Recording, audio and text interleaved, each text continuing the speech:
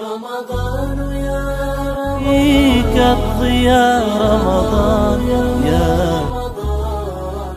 بسم الله الرحمن الرحيم. الحمد لله الذي هدانا لهذا وما كنا لنهتدي لولا أن هدانا الله. ثم الحمد لله الذي بنعمته تتم الصالحات بفضله تقصى الغايات عدد خلقه ورضا نفسه وزنة عرشه ومداد كلمته. سبحانك يا ربنا لا نحصي ثناء عليك أنت كما أثنيت على نفسك. سبحانك لا علم لنا إلا ما علمتنا إنك أنت العليم الحكيم. اللهم فقهنا في الدين وعلمنا التأويل. Amma ba'd. Teman-teman pemirsa Umfa Channel yang dimuliakan Allah Azza wa Jal, pada Ramadan series di program Sehat Umfa, secercah nasihat singkat Ustadz Muhammad Farazi Ansar, kali ini kita akan membahas satu tema yang insya Allah ya semua kita membutuhkannya, semua kita penting untuk mengetahuinya, semua kita bahkan saat ini di waktu ini di tempat yang berbeda-beda kita sedang mengusahakannya. Apa itu saudara sekalian? Selalu setiap manusia ingin untuk mendapatkan kehidupan yang terbaik, ingin untuk mendapatkan kehidupan yang layak.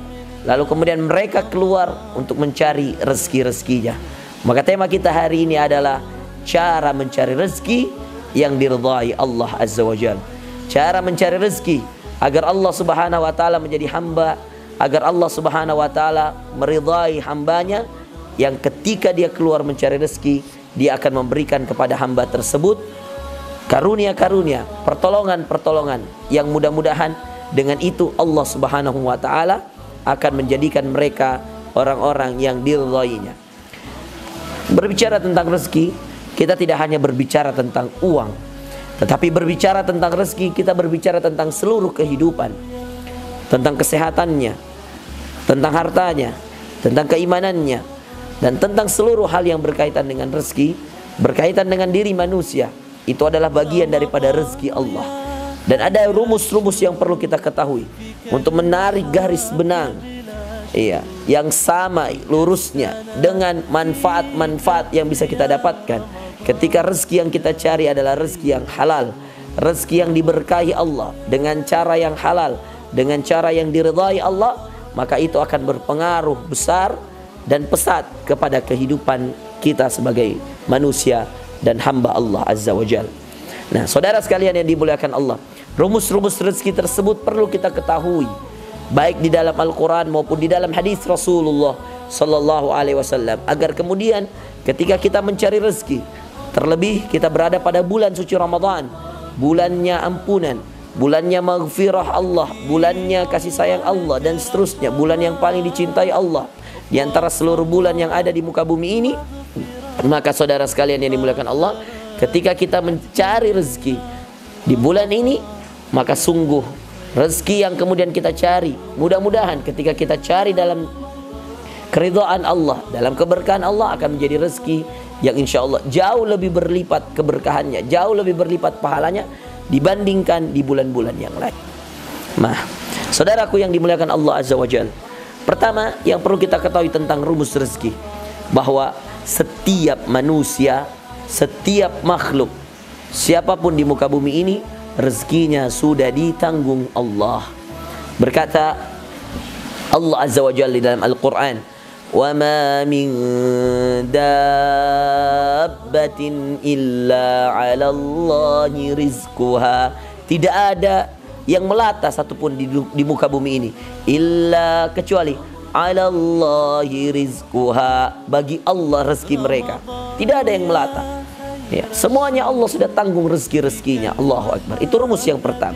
Rumus yang kedua, Allah Subhanahu wa taala mengatakan, "Innallaha huwar razzaqu dzul quwwatil matin." Sungguh Allah yang maha memberi rezeki. Tidak ada yang memberi rezeki kecuali Allah. Kalau tadi semua makhluk sudah dijamin rezekinya oleh Allah, rumus pertama. Rumus kedua, kita mengetahui bahwa tidak ada yang membagi rezeki, tidak ada yang menjamin rezeki, tidak ada yang mengatur rezeki kecuali Allah. Innallaha huwar razzaqu dzul quwwatil matin. Sungguh Allah dialah yang maha pemberi rezeki, yang maha kuat, dan maha mampu untuk membagikan rezeki tersebut kepada seluruh yang ada di bumi, di lautan, dan di mana saja yang ada di muka bumi ini. Saudara sekalian, kita masuk pada rumus yang ketiga tentang rezeki, ya. Dan ini sangat-sangat penting juga. Ketika kita sebagai seorang hamba melihat rezeki itu adalah titipan Allah, rezeki itu adalah bagian daripada ujian yang Allah berikan. Makanya Allah mengatakan, innama amwalukum wa auladukum fitnah. Sungguh harta-harta kalian dan sungguh keluarga-keluarga kalian, anak-anak kalian adalah fitnah, adalah ujian. Maka ketika seseorang melihat rezeki itu sebagai ujian, maka dia akan menjadikan setiap nikmat itu peluang untuk berbuat kebaikan dan ketaatan. Makanya Nabi Sulaiman alaihissalam ketika kemudian mendapatkan banyak nikmat, lalu dia mengatakan dengan memuji Allah, "Hada min fadli rabbi liyabluwani aashkuru am akfur." Ini semua adalah karunia dari Allah untuk mengujiku, apa aku termasuk yang bersyukur atau aku termasuk yang kufur. Nah, itu tadi beberapa rumus tentang rezeki. Sekarang kita tarik benang merah untuk kemudian mencari bagaimana cara mencari rezeki yang baik. Bagaimana agar kemudian rezeki kita menjadi rezeki yang diridhai Allah, diberkahi oleh Allah.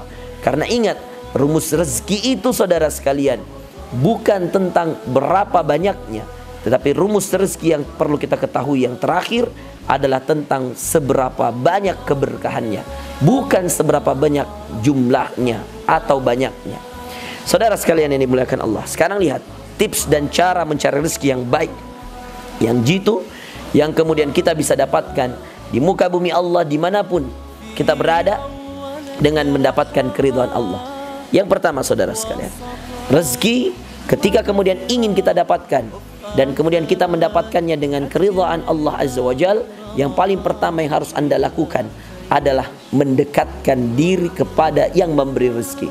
Siapa? Allah Azza wa Jal. Dan Anda perlu ketahui ada 3 cara terbaik untuk mendekatkan diri kepada yang maha memberi rezeki. 1, cara terbaik adalah dengan mengerjakan semua yang diwajibkan oleh Allah Azza wa Jalla. Karena kata Rasulullah SAW, tidak ada hal yang lebih dicintai Allah daripada yang diwajibkannya kepada kita. Yang kedua, dengan banyak membaca firman-Nya, yaitu kalamullah, yaitu Al-Quran. Ketika kemudian Anda banyak membaca Al-Quran, sumber-sumber rezeki, keberkahan-keberkahan rezeki akan mudah Anda dapatkan. Yang ketiga, yang penting juga untuk kemudian kita ketahui, setelah kemudian kita fokus dengan apa yang telah kita lewati tadi, dari apa yang kemudian menjadi titik pusat di mana kita menjadikan rezeki itu semata-mata datangnya dari Allah, kita mintanya dari Allah, lalu kita pergunakan dalam kebaikan. Maka hal ketiga yang dapat mendatangkan rezeki selain mendekatkan diri dengan kewajiban yang Allah wajibkan, lalu dengan membaca Al-Quran, yaitu dengan banyak berbagi kepada sesama, banyak bersedekah, banyak berinfak di jalan Allah Azza wa Jalla. Lalu kemudian kita masuk pada hal yang kedua. Setelah kita mendekatkan diri pada Allah lewat yang kemudian amalan-amalan, ketaatan-ketaatan, sumber rezeki kedua saudara sekalian adalah menghindarkan diri dari dosa-dosa. Percaya, karena setiap dosa itu bisa menjadi penghalang bagi rezeki-rezeki kita, dan setiap dosa itu bisa jadi menutupi sumber-sumber keberkahan.